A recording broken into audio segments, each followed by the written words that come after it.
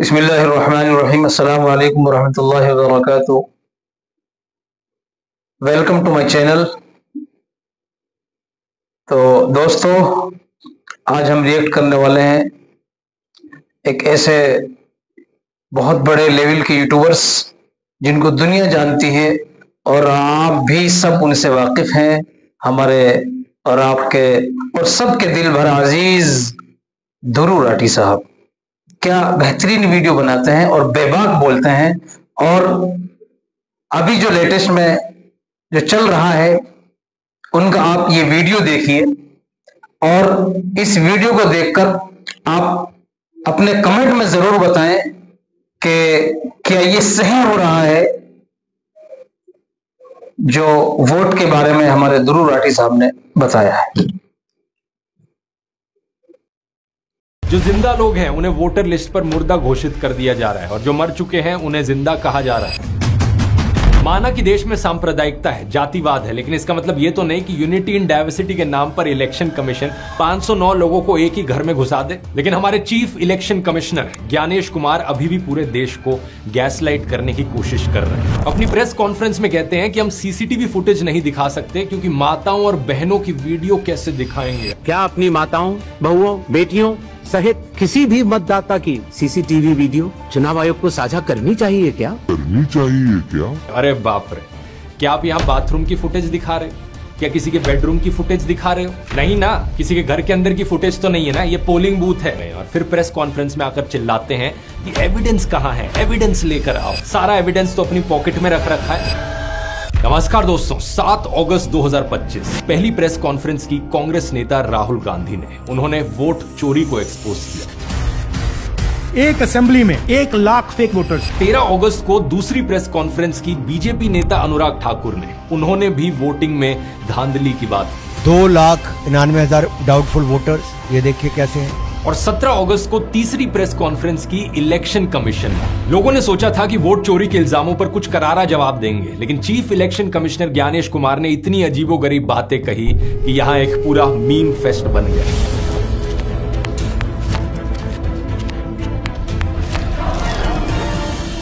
आइए इस पूरे मुद्दे को थोड़ा गहराई से समझते हैं। राहुल गांधी की वोट चोरी वाली प्रेस कॉन्फ्रेंस की ये तस्वीर आपने जरूर देखी होगी, सोशल मीडिया पर बहुत वायरल हुई है। इस फोटो में ऊपर लिखा है 1,250 वोट चोरी, नीचे लिखा है 5 तरह की वोट चोरी। क्या है ये 5 तरीके? डुप्लीकेट वोटर्स 11,000 से ज्यादा, फेक और इनवैलिड एड्रेसेस 40,000 से ज्यादा, एक ही एड्रेस पर बल्क वोटर्स 10,000 से ज्यादा, इनवैलिड फोटोज 4,000 से ज्यादा और फॉर्म 6 का मिसयूज 33,000 से ज्यादा। ये टोटल में 1 लाख से ज्यादा का नंबर होता है। ये देखकर शायद आपको लगे कि पूरे देश भर की बात की जा रही है या फिर एक सिंगल स्टेट की बात की जा रही है, लेकिन ऐसा नहीं है दोस्तों। आप जानकर हैरान हो जाएंगे कि ये जो पूरी प्रेस कॉन्फ्रेंस में इन्वेस्टिगेशन राहुल गांधी की टीम ने करी, ये सिर्फ एक सिंगल कॉन्स्टिट्यूएंसी में करी। ये कॉन्स्टिट्यूएंसी है बैंगलोर सेंट्रल लोकसभा सीट। इसके अंदर भी एक सेगमेंट की बात की जा रही है, महादेवपुरा असेंबली सेगमेंट। यहां पर टोटल वोट्स ही करीब 6.5 लाख थे। तो आप इमेजिन कर सकते हो कि किस मैग्नीट्यूड की यहां पर चोरी हुई है। इस बैंगलोर सेंट्रल लोकसभा सीट में टोटल में 7 सेगमेंट्स थे और कांग्रेस कैंडिडेट ने बाकी सभी 6 सेगमेंट्स में जीत भी दर्ज की थी। लेकिन इस एक सेगमेंट में, महादेवापुर सेगमेंट में, वो बड़ी संख्या से पिछड़ गए और सिर्फ इसी कारण से 2024 की लोकसभा इलेक्शंस में पूरा रिजल्ट पलट गया इस सीट। विनिंग मार्जिन यहां पर था 32,707 का और वोट चोरी कितनी एलेज की गई? 1,250,000। इसका मतलब यह हुआ दोस्तों कि डेमोक्रेसी को हाईजैक किया जा चुका है। राहुल गांधी ने यह भी आरोप लगाया है कि 2024 की महाराष्ट्र असेंबली इलेक्शंस को भी कुछ इसी तरीके से चुरा लिया गया था। असल में यह बात पहले भी उठी थी दोस्तों। आप ये 16 जनवरी का न्यूज आर्टिकल देख सकते हैं। देश भर में लोकसभा की इलेक्शंस और महाराष्ट्र में असेंबली इलेक्शंस सिर्फ कुछ ही महीने के गैप में हुए थे, लेकिन जितने वोटर्स ने लोकसभा की इलेक्शन में वोट दिया और जितने वोटर्स ने महाराष्ट्र की स्टेट इलेक्शंस में वोट दिया, उसमें एक बहुत बड़ा अंतर है। स्टेट इलेक्शंस में अचानक से 1 करोड़ नए वोटर्स जुड़ गए। केवल 5-6 महीने में 1 करोड़ नए वोटर्स।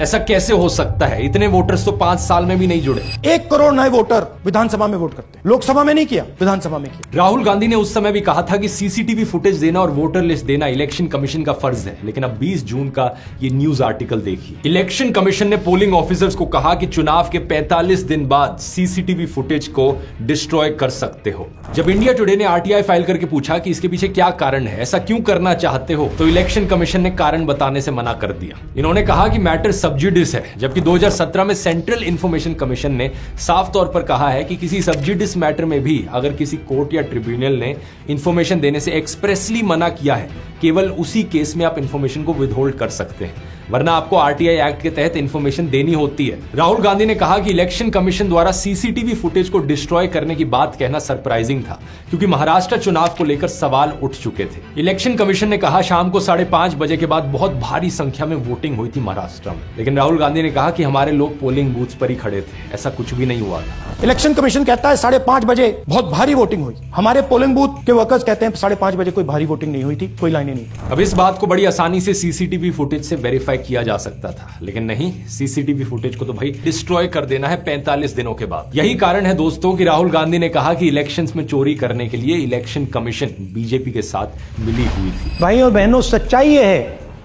कि हिंदुस्तान में इलेक्शन कमीशन और बीजेपी मिलकर इलेक्शन चोरी कर रहे हैं।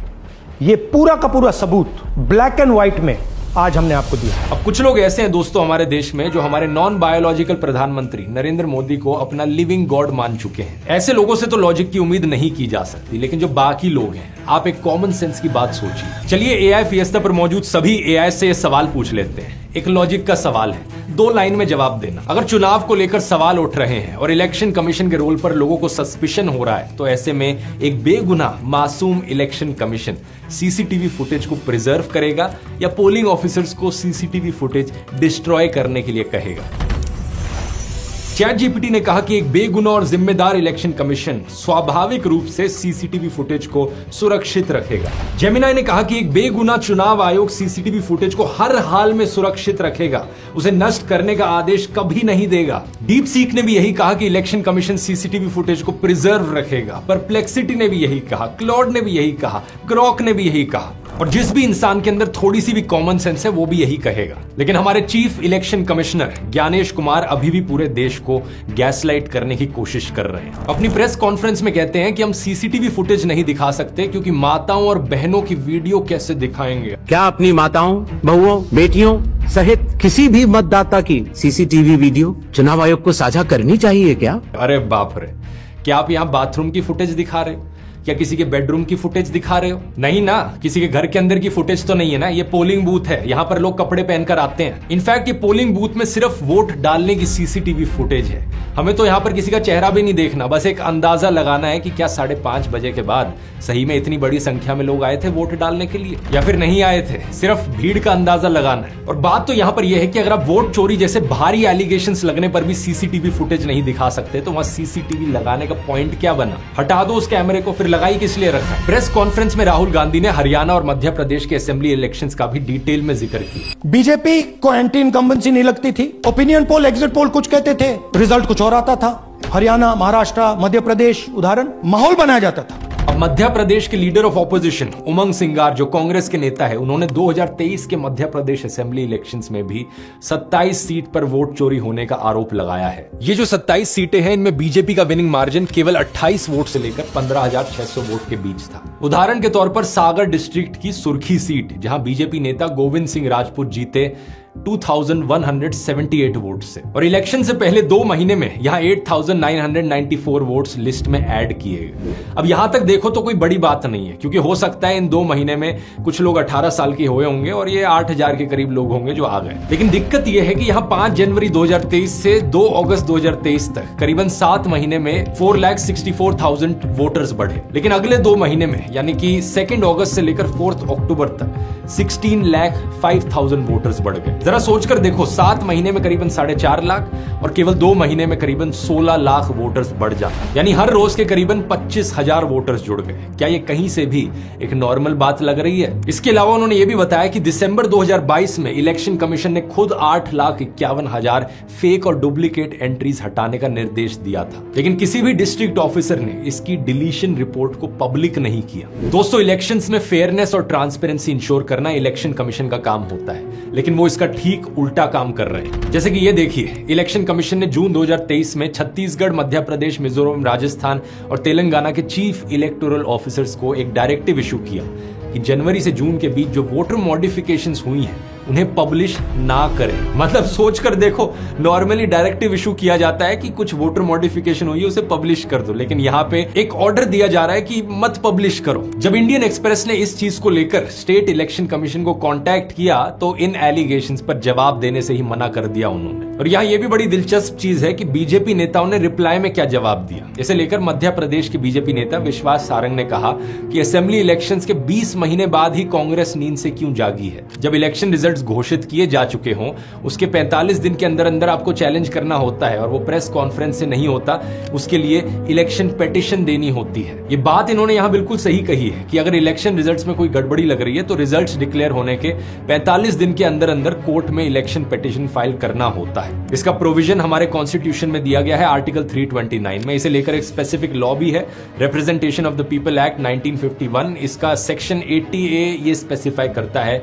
कि इसकी ज्यूरिसडिक्शन हाई कोर्ट के पास होगी, जबकि सेक्शन 116A में यह स्पेसिफाई किया गया है कि इलेक्शन पिटीशन के मामले में हाई कोर्ट का जो जजमेंट है उसके खिलाफ सुप्रीम कोर्ट में भी अपील की जा सकती है। यहां यह भी स्पेसिफाई करना जरूरी है दोस्तों कि प्रेसिडेंट और वाइस प्रेसिडेंट की जो इलेक्शंस होती हैं वो इस सबसे बिल्कुल अलग होती हैं। उनको लेकर अगर कोई डाउट या डिस्प्यूट होता है तो मामला सीधा सुप्रीम कोर्ट में जाता है। इसका प्रोविजन है कॉन्स्टिट्यूशन के आर्टिकल 71 में, और इसकी प्रोसीजरल डिटेल्स के लिए है the presidential and vice presidential elections act 1952। लेकिन अपने पॉइंट पर वापस आए तो इलेक्शन कमीशन का काम होता है इलेक्टोरल रोल्स का प्रिपरेशन और इलेक्शंस का कंडक्ट कराया जाना। जब इलेक्शंस चल रहे होते हैं उस समय पर कोई कोर्ट का इंटरवेंशन नहीं होता है, और उस समय पर अगर किसी को कोई गड़बड़ी होती हुई दिखती है तो वो इलेक्शन कमीशन को शिकायत कर सकता है। जब इलेक्शंस हो जाते हैं, रिजल्ट डिक्लेयर हो जाता है, तो इलेक्शन कमीशन खुद से रिजल्ट का रिव्यू नहीं कर सकता। अब हाई कोर्ट में इलेक्शन पिटीशन दी जाती है। तो यहां तक बीजेपी नेता विश्वास सारंग की बात सही है, लेकिन इलेक्शन पिटीशन हवा में तो नहीं दे देंगे ना,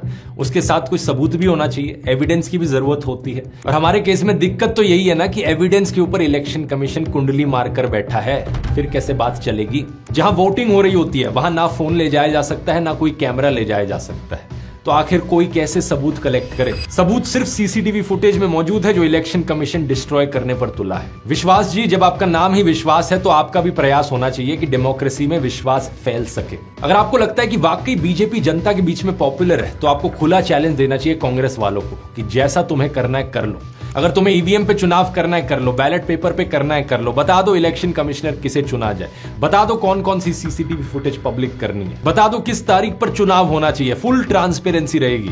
और ऐसे में फिर आप सही में कह सकोगे कि हाँ भाई हम जीते हैं, और अब कांग्रेस वालों के पास कोई बहाना नहीं होगा हारने के बाद। लेकिन बात फिर से यही है दोस्तों कि बीजेपी ऐसा नहीं कर रही है। एक्चुअली में बीजेपी की हरकतें इसकी बिल्कुल उल्टी हैं। ऐसी हरकतें जिनसे अविश्वास फैलता है, ऐसी हरकतें जिन्हें देखकर लगता है कि जनता के बीच में बीजेपी पॉपुलर नहीं है और एक्चुअली में बीजेपी डरी हुई है। जैसे कि मार्च 2023 में Anoop Barnwal versus Union of India case में एक लैंडमार्क सुप्रीम कोर्ट जजमेंट आया। इसमें कहा गया कि चीफ इलेक्शन कमिश्नर और इलेक्शन कमिश्नर्स की अपॉइंटमेंट के लिए एक हाई पावर्ड सिलेक्शन कमेटी बनाई जाए जिसमें प्रधानमंत्री, लीडर ऑफ ऑपोजिशन और सुप्रीम कोर्ट के चीफ जस्टिस होंगे। यही तीन लोग मिलकर वोट करें और डिसाइड करें कि कौन इलेक्शन कमिश्नर बनेगा। बड़ी ही लॉजिकल सी जजमेंट है क्योंकि इलेक्शन कमिश्नर को यहां पर निष्पक्ष होना चाहिए। तो ये बात पूरी तरीके से सेंस बनाती है कि उन्हें इलेक्ट करने के लिए एक प्राइम मिनिस्टर होंगे, एक लीडर ऑफ ऑपोजिशन, बैलेंस हो गया यहां पर, और एक चीफ जस्टिस ऑफ इंडिया। लेकिन दिसंबर 2023 में सरकार ने क्या किया, इस जजमेंट को बाईपास कर दिया अपना खुद का कानून पास करके। सरकार ने कहा कि इस कमेटी में चीफ जस्टिस को हटा देते हैं, उसकी जगह अपना खुद का ही एक यूनियन कैबिनेट मिनिस्टर डाल देते हैं। इससे इस कमेटी में दो खुद के सरकार के लोग हो गए और एक लीडर ऑफ ऑपोजिशन, और सारा बैलेंस बिगड़ गया। अब सरकार चाहे तो अपनी मर्जी का इलेक्शन कमिश्नर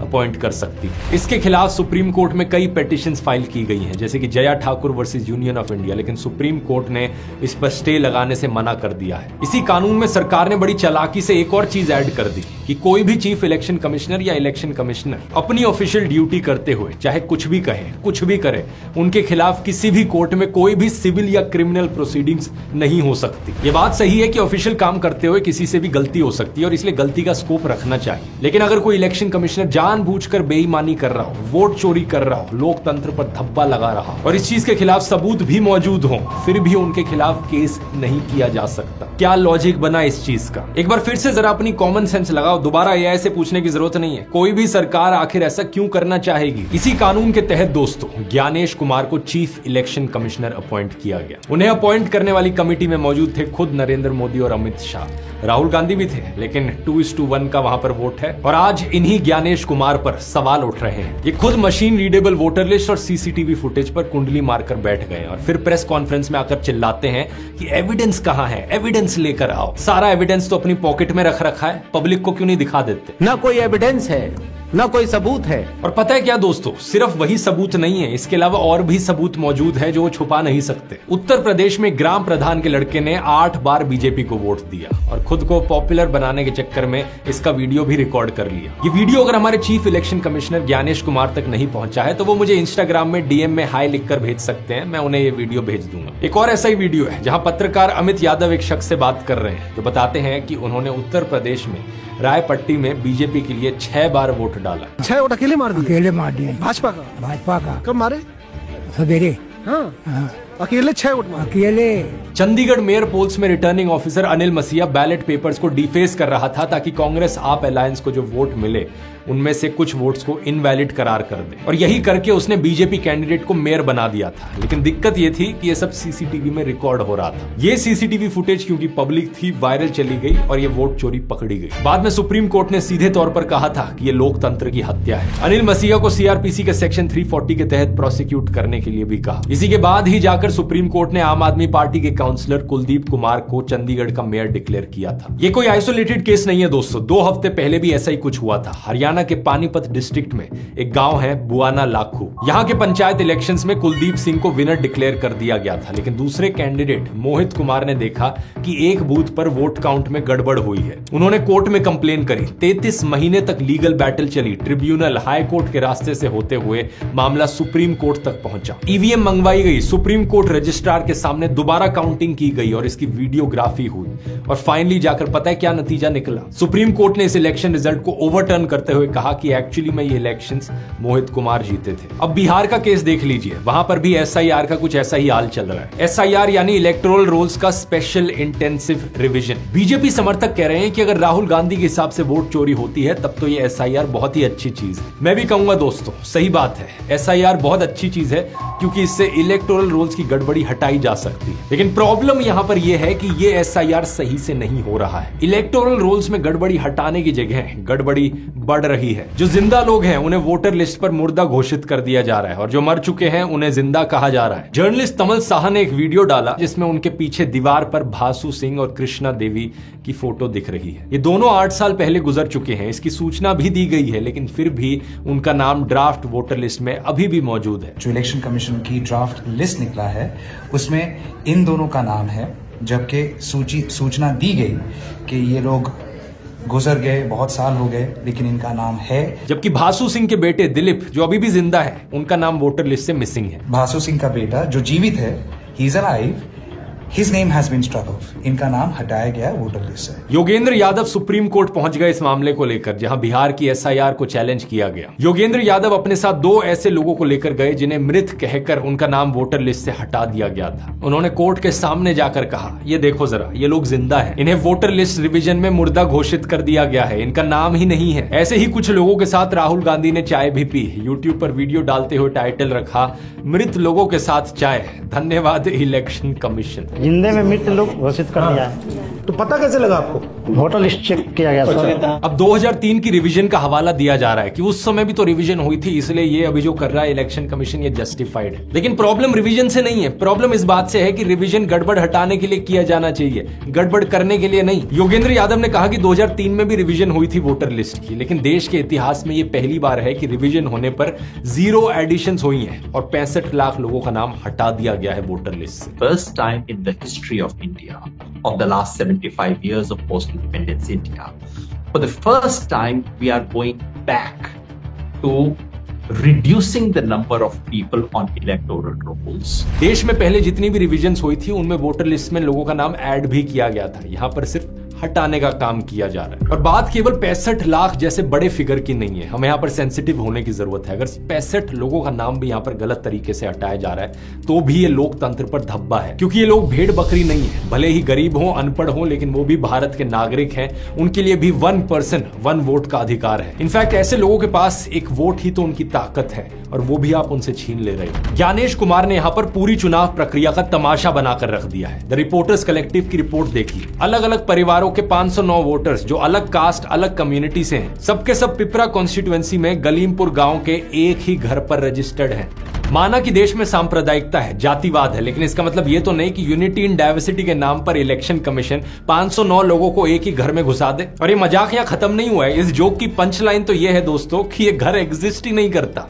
ऐसे ही एक और इलेक्शन कमीशन के सपनों का मकान है जहां 459 लोग रजिस्टर्ड किए गए हैं। पिपरा, बगाहा, मोतिहारी, केवल इन 3 असेंबली कॉन्स्टिट्यूएंसीज में ऐसे 3590 केसेस पाए गए हैं जहां एक ही एड्रेस पर 20 या 20 से ज्यादा लोग रजिस्टर्ड हैं। इनमें से कई केसेस में घर ही नहीं है। इस तरह इन 3 कॉन्स्टिट्यूएंसीज में कुल मिलाकर 80,000 ऐसे लोग पाए गए। द न्यू इंडियन एक्सप्रेस की रिपोर्ट देखिए। जमुई डिस्ट्रिक्ट के अमीन गांव में 200 से ज्यादा लोगों ने डिस्ट्रिक्ट एडमिनिस्ट्रेशन को शिकायत की है कि उन सभी का एक ही एड्रेस डाल दिया गया है, वार्ड नंबर 3 का हाउस नंबर 3। ज्ञानेश कुमार ने इसके रिस्पॉन्स में अपनी प्रेस कॉन्फ्रेंस में एकता कपूर के सीरियल्स वाला मेलोड्रामा किया। वो भूल गए कि वो नेता नहीं है, वो किसी कॉन्स्टिट्यूशनल बॉडी के एक ऑफिसर हैं। उन्होंने पूरी तरीके से इलॉजिकल बातें कही और इंटिमिडेशन की भाषा का इस्तेमाल किया। प्रेस कॉन्फ्रेंस में कहते हैं कि पीयूष नाम के हजारों वोटर्स हो सकते हैं। तो अगर पीयूष जी के नाम को अगर आप 100 करोड़ में सर्च करेंगे तो आपको हजारों लोग मिलेंगे। बात सही है, फर्स्ट नेम बहुत से लोगों का सेम हो सकता है, लेकिन जरा ये बताओ कि उनके बाप का नाम भी एक होगा? क्या बिहार में रहने वाले सभी पीयूष के पिता का नाम एक हो, एड्रेस एक हो? क्या ऐसा हो सकता है? अरे बाप रे, ये तो धोती खोल रहा है। दूसरी बात यह है कि किसी के पिता का नाम ये होता है, YTDTR, ये कैसा नाम हुआ? ये तो ऐसा भी नहीं है कि स्पेलिंग मिस्टेक हो गई हो, एडिडास की जगह एडिबास लिख दिया गया हो, देवेंद्र की जगह देवेंद्र लिख दिया गया हो। ये तो पूरी तरीके से ही एक इनवैलिड एंट्री है, कीबोर्ड पर कुछ भी टाइप किया जा रहा है। अब यहाँ एफिडेविट को लेकर भी सवाल बनता है। जब राहुल गांधी से एफिडेविट मांगा जा रहा है तो ये गोली मारो फेम अनुराग ठाकुर से क्यों नहीं मांगा जा रहा? उन्होंने भी कहा कि कुछ ना कुछ वोटर फ्रॉड हो रहा है, कांग्रेस पर आरोप लगाया, लेकिन ज्ञानेश कुमार को जरूरी नहीं लगता उनसे एफिडेविट मांगना। इलेक्शन कमीशन मुझे कहता है आप एफिडेविट दीजिए, मुझसे एफिडेविट मांगता है, मगर जब अनुराग ठाकुर वही बात कहता है जो मैं कह रहा हूं, उससे एफिडेविट नहीं मांगता है। इस पर जब उनसे सवाल पूछा गया तो कोई सेटिस्फैक्टरी जवाब नहीं दे सके। वो ग्रेडेड रिस्पांस की बात कहने लगे, जबकि राहुल गांधी ने तो एक सीट के एक सेगमेंट में वोट चोरी की बात कही थी और अनुराग ठाकुर ने कई सीटों पर वोट चोरी की बात कही थी। पत्रकारों ने उनसे कहा कि 2022 में अखिलेश यादव ने 18,000 वोटर्स के नाम हटाए जाने पर एफिडेविट दिए थे। ओडिशा में बीजेडी ने भी एफिडेविट दिए थे। अखिलेश यादव ने 18,000 नामों की एफिडेविट दिया हुआ है। ये राजनीति में बार बार सवाल उठ रहा है कि आपने उसका जवाब नहीं दिया। इस पर ज्ञानेश कुमार ने कहा कि हलफनामा दिया गया, ये बात सही नहीं।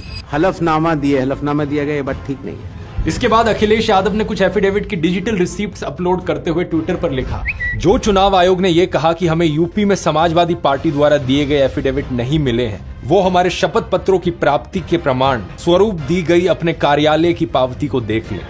एफिडेविट का लॉजिक समझिए। वैसे तो दोस्तों एफिडेविट कोर्ट में दिए जाते हैं ताकि कोई फ्रिवलेस कंप्लेंट्स और झूठे बयान को रोका जा सके। अगर किसी ने जानबूझकर एफिडेविट में झूठ बोला है तो उनके खिलाफ पेरजुरी का केस चल सकता है। इलेक्शन कमीशन एक कॉन्स्टिट्यूशनल बॉडी है, जैसे कि इलेक्शन रिफॉर्म्स के लिए रिस्पेक्ट किए जाने वाले former chief election commissioner TN Seshan ने कहा था कि मैं भारत सरकार का चीफ इलेक्शन कमिश्नर नहीं हूं, मैं भारत का चीफ इलेक्शन कमिश्नर हूं।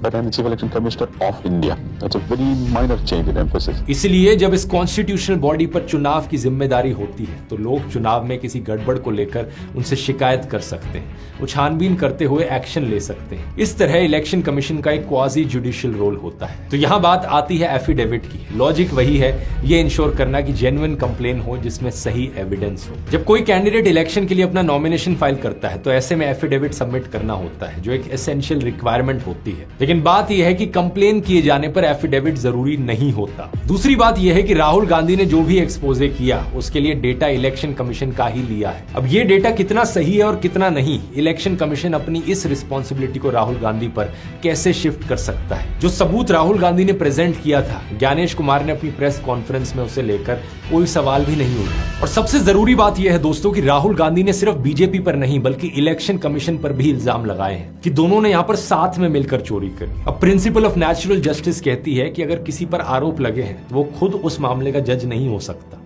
ऐसे में इलेक्शन कमीशन के पास एफिडेविट मांगने का कोई मॉरल राइट नहीं है, बल्कि देश के लोगों के प्रति उनकी ये मॉरल रिस्पॉन्सिबिलिटी है। अपने आप को बेगुनाह साबित करो, लोगों का विश्वास रिस्टोर करो या फिर इस्तीफा दो। लेकिन दिक्कत यह है दोस्तों कि आज के समय में कौन मॉरल रिस्पॉन्सिबिलिटी लेता है। ऐसे में इंडिया अलायंस का उनके खिलाफ इंपीचमेंट मोशन एक लॉजिकल स्टेप होगा। और जब बीजेपी ने खुद वोटिंग में धांधली की बात की है तो उन्हें तो इस इंपीचमेंट मोशन को सपोर्ट करना चाहिए। अगर वोटर फ्रॉड हो रहा है तो हटाओ इलेक्शन कमिश्नर को। लेकिन आप इजीली गेस कर सकते हो कि ऐसा होने वाला नहीं है। बीजेपी यहां पर अपनी पूरी कोशिश करेगी chief election commissioner Gyanesh Kumar को बचाने की। बहरहाल अभी का स्टेटस यह है दोस्तों कि राहुल गांधी और तेजस्वी यादव वोटर अधिकार यात्रा पर निकल चुके हैं। लेकिन आपको इस बात पर ध्यान देना चाहिए कि यह बस कांग्रेस वर्सेस बीजेपी का मामला नहीं है। ये वोट आपका है, लोकतंत्र आपका है, देश आपका है। मिलते हैं अगले वीडियो में। बहुत बहुत धन्यवाद।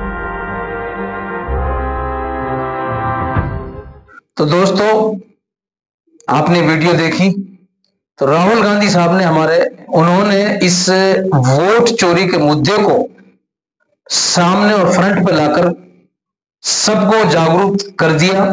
और सबसे क्वालिटी वाला जो काम हमारे ध्रुव राठी साहब ने इस चीज पर वीडियो बनाकर और पूरी इंडिया के अंदर इसको फ्रंट पे लाकर खड़ा कर दिया है कि ये बहुत अच्छा काम करा है। तो आप लोग जरूर बताएं इस वीडियो को देखकर कि आपको क्या लगता है, और लाइक और शेयर जरूर करें।